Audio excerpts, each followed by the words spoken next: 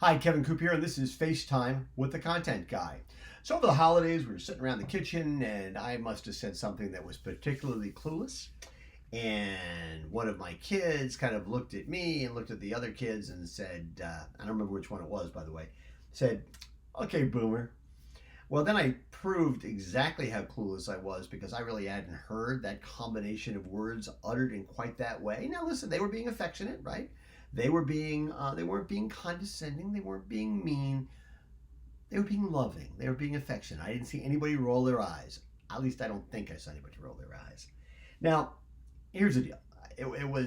One of the things was, as I wasn't alone, Mrs. Content Guy who was there, she hadn't heard that particular combination of words either.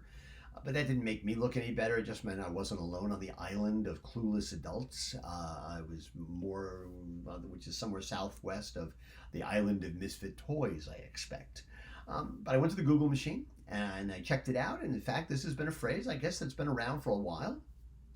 And in fact, it was a retaliatory strike. There was apparently a baby boomer who was being condescending to the younger generation of people, millennials, Gen Zers, and dismissing their work ethic and dismissing their outlook on life as being unrealistic. And you know, the young person just sort of responded with, "Hey, okay, boomer."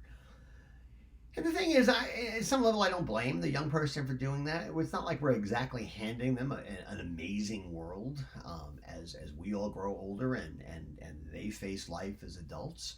The infrastructure is crumbling, the climate is going to hell, international tensions are tense, and I don't even want to get started about politics today, right? And polarization. But the thing is, we also gave them the internet, we gave them Amazon, we gave them Netflix, so the world is not all terrible. It's not all deficit. The thing is, I spend a lot of time with young people, and one of the things I've discovered is that you cannot kind of group them all monolithically, right? There's a lot of young people out there today who I meet, who I work with, who I see at Portland State University when I teach, and they work really hard, and they work really hard trying to create a world that's going to live up to their expectations.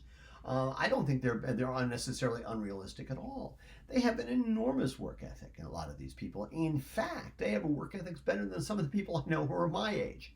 So I think it's really a mistake to kind of be dismissive of them. This is really what is really we want to talk about is the idea. I don't think it's a good idea to kind of lump everybody together. I don't care if you're young people looking at baby boomers or baby boomers looking back at young people.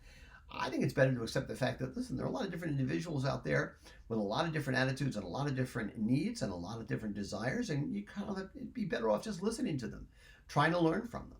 I think if we look at places where we can find common ground, where there just seems to be distance, as opposed to kind of creating more distance by being dismissive and lumping people together with a catchphrase and being lazy about it, that's not necessarily a good idea. In the workplace, it definitely means listening more than talking. It means learning rather than just teaching. And it means understanding the fact that different generations bring different strengths to the workplace. And so it makes sense for all of us to kind of be open-minded, to be nimble, to be generous of spirit, to be a little gracious, and not say things like, "Okay, boomer," and not necessarily just, these young people today, they're never going to be like we were. Maybe not, but that's not necessarily a bad thing. Anyway, that's what's on my mind this morning, and as always, I want to hear what's on your mind.